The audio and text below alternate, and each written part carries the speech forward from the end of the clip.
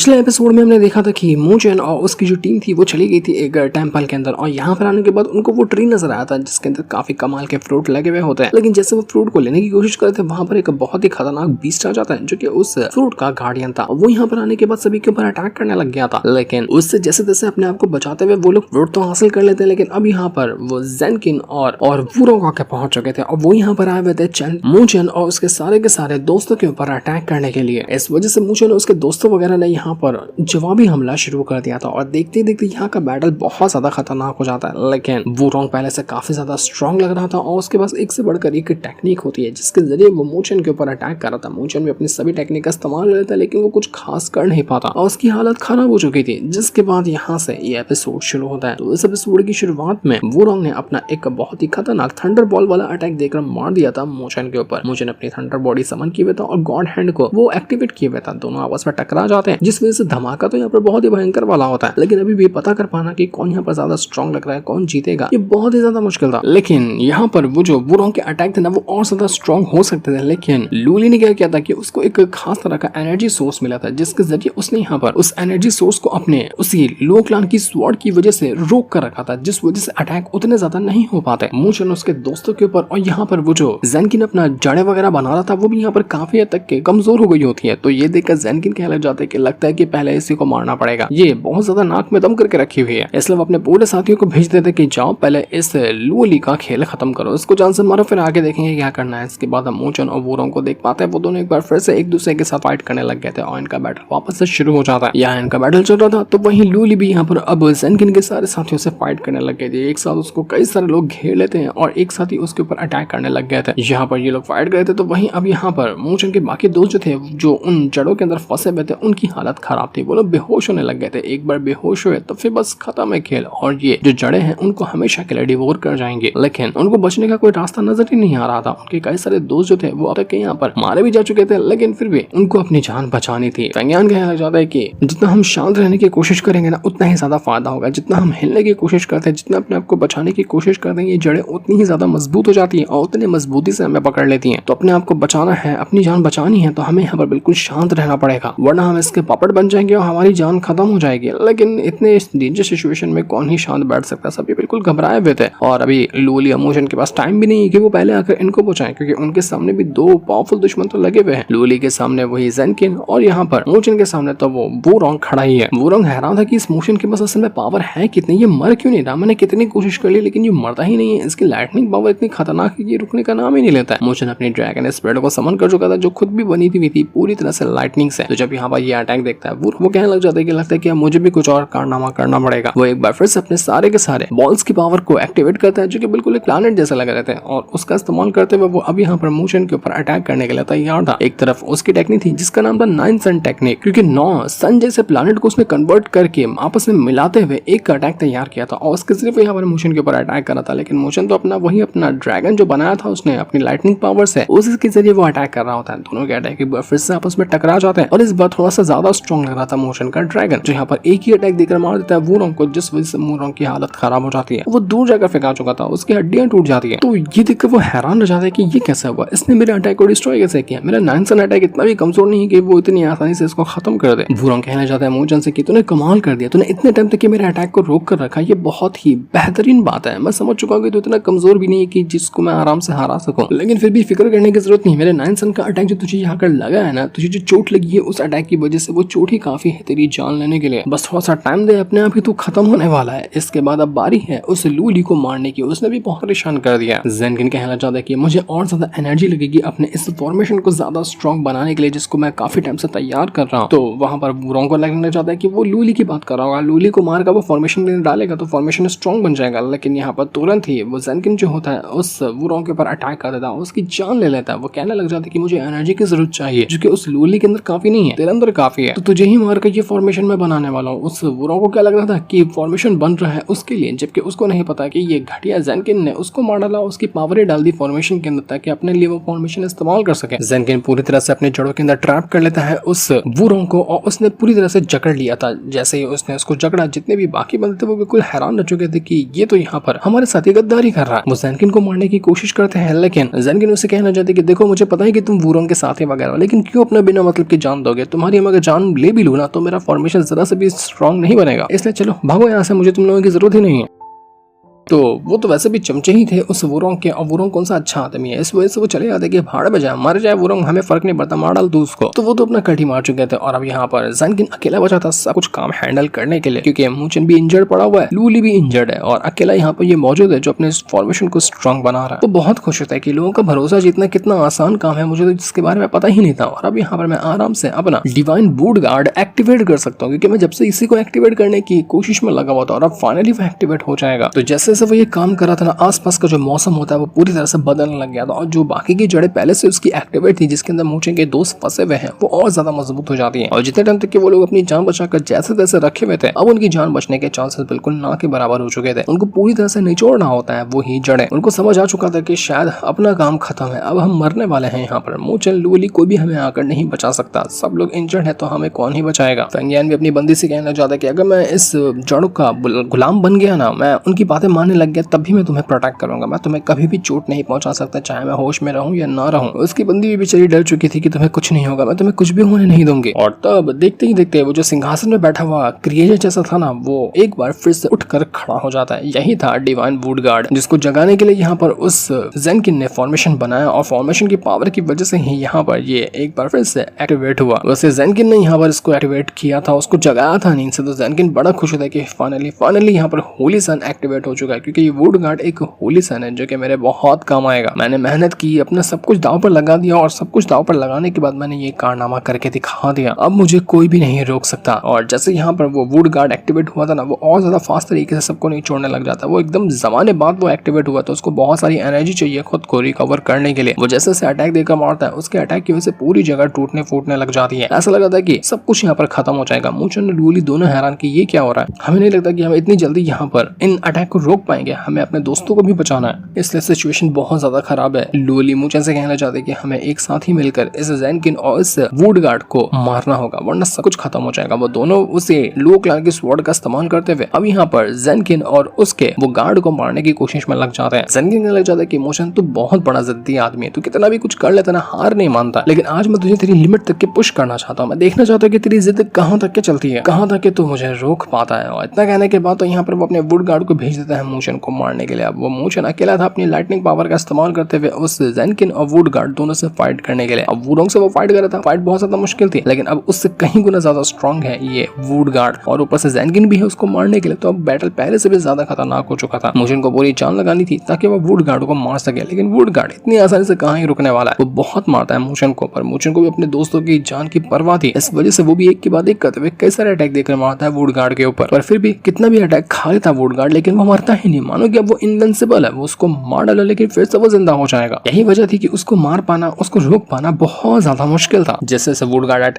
Attack करता वैसे वैसे यहाँ पर वो जो ज़ैनकिन है वो भी अपने वुड गार्ड का साथ देता जाता, और उन दोनों की वजह से ही मूचन अकेला यहाँ पर नहीं टिक पा रहा था सबके सामने। उन लोग तो अपने सामने एक बैरियर भी क्रिएट कर चुके थे, जिस वजह से वो मूचन के अटैक से आसानी से बच जाते। तो मूचन यहाँ पर फाइट करता जब तक कि यहाँ पर लूली भी अपनी स्वॉर्ड के जरिए जितनी भी एनर्जी वगैरह थी इस जगह पर घूम रही सबको रोकने की कोशिश करती है, ताकि इस ज़ैनकिन और वुड गार्ड के अटैक रुक जाए। ज़ैनकिन मूचन से कहना चाहते कि अगर तूने स्पिरिट डिजास्टर को भी कंप्लीट कर लिया होता ना, तब भी तू यहाँ पर नहीं हरा पाता, ना मुझे हरा पाता, ना ही मेरे इस वुड गार्ड को हरा पाता। दोनों को हराना तेरे लिए नामुमकिन है, और अभी तो तूने अपना स्पिरिट डिजास्टर कंप्लीट किया भी नहीं है, तो भूल जाएगी तेरे पास 1% चांस है टिकने के, तो टिकेगा भी नहीं, तू मरने वाला है। ज़ैनकिन कहना चाहता कि अभी तो सबसे बुरा पार्ट शुरू भी नहीं हुआ, अब मैं दिखाता हूँ कि सबसे बुरा पार्ट क्या होने वाला है। वो तुरंत अपनी पावर का इस्तेमाल करता है और अब यहाँ पर मूचन के जितने भी दोस्तों को उसने अपने जड़ों के अंदर ट्रैप करके रखा था ना, उन सबों को अपना गुलाम बना लेता है, क्योंकि पूरी तरह से जड़ों ने उनके ऊपर अपना कंट्रोल बना लिया है। तो इसी वजह से होता यह है कि अब सारे के सारे मूचन के दोस्त पपेट बनने के बाद उस ज़ैनकिन के अब मूचन के ऊपर ही अटैक करने के लिए पहुंच चुके थे। उनके अंदर हल्का हल्का होश तो था कि हम यहाँ पर पपेट बन चुके हैं, मूचन के ऊपर ही अटैक करने जा रहे हैं, लेकिन वो कुछ कर नहीं पाते क्योंकि पूरी तरह से उनके शरीर के ऊपर उनका कंट्रोल ही नहीं है। तो अब यहाँ पर मूचन और लूली के सामने वही टारगेट आ चुका था कि उसे अपने दोस्तों को ही मारना है अगर अपने आप को बचाना है, तो और ये करना उनके लिए बिल्कुल नामुमकिन था। तो यहाँ पर लूली जितने भी इसके दोस्त वगैरह थे पहले उनको यहाँ पर ट्रैप कर देती है किसी चीज के अंदर ताकि वो कुछ कर ना सके और वो उनके ऊपर अटैक ना कर पाए। और फिर वो बाकियों को मारने के लिए जा चुकी थी ताकि उसके दोस्त तो बचे रहे लेकिन बाकियों की जान वो ले सके। मूचन भी यहाँ पर आकर पहुंच जाता है और वो सिर्फ अपने दोस्तों को बचाने में लगा हुआ था। वो अपने दोस्तों को होश में लाने की कोशिश करता है लेकिन कुछ खास फायदा होता नहीं। मूचन ये भी नोटिस कर पाता है कि फेंग यान जो है ना वो अभी भी यहाँ पर अपनी बंदी को प्रोटेक्ट करने में लगा हुआ है। जैसा कि उसने कहा था कि पपड़ बन भी जाए वो तब भी वो उसको प्रोटेक्ट करेगा। तो ये चीज मूचन के लिए काफी हैरान कर देने वाली थी कि ये तो अलग ही बात है। ऐसा लग रहा है कि ये लोग पपड़ तो बन चुके हैं लेकिन अभी भी इनके अंदर होश है, वो समझ पा रहे कि आसपास हो क्या रहा है। तो वो ये भी समझ पा रहे होंगे कि मैं मूचन हूं, मुझे वो पहचानते होंगे।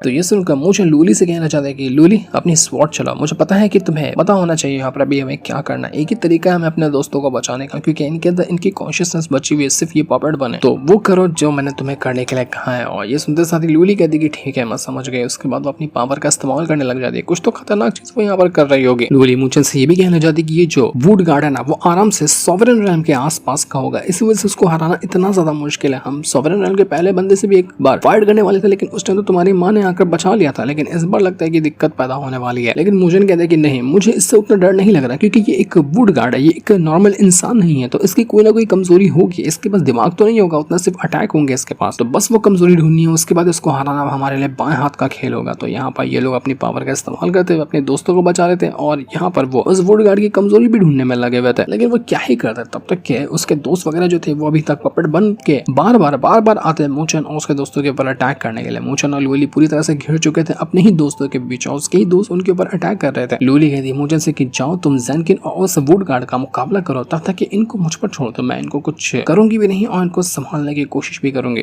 तो इसके बाद यहाँ पर वो जो ज़ेनकिन था वो तुरंत चल जाता है मूचन के ऊपर अटैक करने के लिए और अब मूचन और उस वुड गार्ड के बीच में एक बैटल शुरू हो चुका था। वो दोनों अपनी पावर का इस्तेमाल करते हुए एक दूसरे के ऊपर अटैक कर रहे थे लेकिन वुड गार्ड जो होता है वो यहाँ पर मूचन को छोड़ना नहीं वाला था। वो ज़ेनकिन कहना चाहता है कि मूचन कितनी कोशिश करेगा, कितना अपने आप को परेशान करेगा, मैं कह रहा हूँ ना छोड़ दे, कुछ नहीं कर सकता तू, तेरी पूरी जान अब खत्म होने वाली है। क्योंकि वुड गार्ड को मारना इतना बच्चों का खेल नहीं है। तो किस भी एंगल से उसके पर अटैक कर ले, कितने भी अटैक कर ले, क्योंकि उसकी कोई कमजोरी नहीं है तो उसको मारेगा कैसे, वो मर ही नहीं सकता। मूचन कहता है कि मुझे बस थोड़ा सा टाइम दे, देख तेरी आंखों के सामने इसको नहीं मार दिया ना तो मेरा नाम मूचन नहीं। मूचन यहाँ पर उस वुड गार्ड से फाइट कर रहा था और दोनों का बैटल जो है वह बहुत ज्यादा इंटेंस होता है। यहाँ पर मूचन पूरी जान लगा रहा था ताकि किसी भी तरह से वो उसको मार सके, लेकिन वुड गार्ड इतनी आसानी से मरने को तैयार ही नहीं। वो एक के बाद एक करते हुए कई सारे अटैक करता है मूचन के ऊपर, लेकिन मूचन को पता था कि उसको कैसे भी करके उसको मारना पड़ेगा। अगर वो उसको नहीं मारता तो बहुत बड़ी मुसीबत हो जाएगी। ज़ेनकिन भी हैरान था कि ये मूचन कितना ज्यादा पागल आदमी है, इतनी उसको चोट लगी है, पूरा खून में नहाया हुआ है, इतना ये इंजर्ड हुआ पड़ा है, लेकिन फिर भी यहाँ पर ये हार नहीं मान रहा। न जाने किस मिट्टी के बने हुए होते हैं ये लोग, अपने दोस्तों को बचाने के लिए, अपने अपनों को बचाने के लिए किस हद तक के चले जाते हैं। पर ऐसे ही लोगों को मारने का मजा अलग ही लेवल पे होता है, इसलिए इनको मारने में तो बहुत मजा आने वाला है। वो यहाँ पर वापस से मूचन के ऊपर अटैक करने लग जाता है। तो मूचन उससे कह रहा था कि क्या हुआ, हवा निकल गई क्या, बस इतना ही अटैक कर सकता था, देख मैं तेरा और अटैक झेलने के लिए तैयार हूँ, हिम्मत है तो हाँ और भी अटैक करके दिखाना। तो ज़ेनकिन तो हैरान कि आधे पैर तेरे कब्र में लटके हुए फिर भी तू यहाँ पर इस तरह से मुझसे बात करने की कोशिश कर रहा है, यार कहाँ से लाता है इस तरह का कॉन्फिडेंस, बहुत भारी पड़ने वाला है तुझ पर। मूचन कहता है कि तेरे अंदर हिम्मत होगी तो तू मुझे अपना पपेट बनाकर दिखाएगा, जरा मुझे दिखा कि तू पपेट बना सकता है कि नहीं बना सकता है। मुझे अपने दिमाग में ये सोच रहा था कि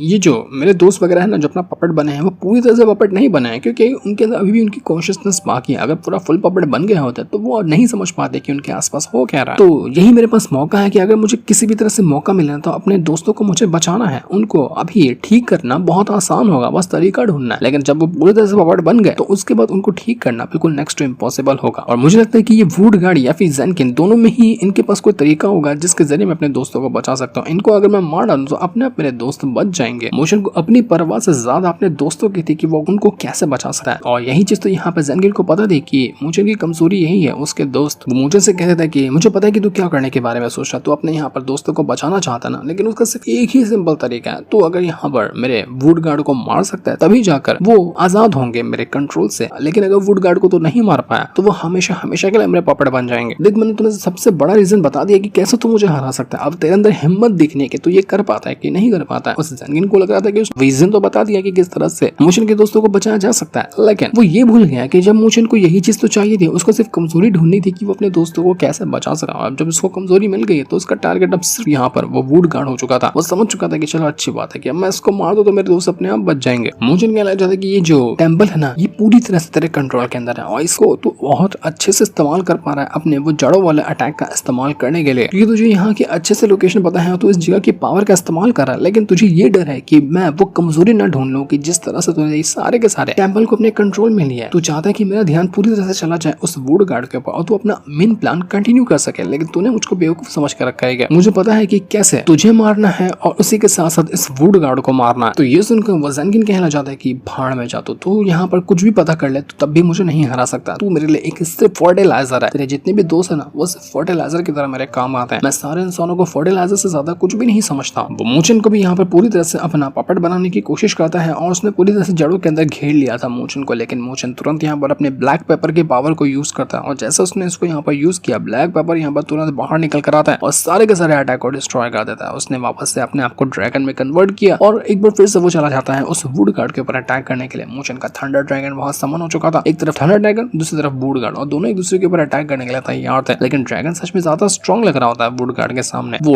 उससे वुड गार्ड को मारता तो है, लेकिन थोड़ी देर बाद ही पता चल जाता है कि नहीं, वुड गार्ड ज्यादा स्ट्रॉन्ग है। उसने ड्रैगन की धज्जियां उड़ा कर रख दी थी और इस वजह से मूचन भी बुरी तरीके से इंजर्ड हो जाता है। लूली इसको संभालने के लिए आती है और ज़ेनकिन उससे कहने लग गया था कि कमाल कर दिया मूचन तूने, लिटरली तूने यहाँ पर सॉवरेन रन के बंदे का अटैक तू लिटरली में झेल गया और अभी तक कि तू मरा नहीं है। तो मैं सच में कहता है कि तुझे इस चीज के ऊपर प्राउड महसूस होना चाहिए। मेरा जो ये वुड गार्ड है वो सॉवरेन रन का बंदा है, तो उसका अटैक तू झेल गया, कमाल की बात है तेरे लिए।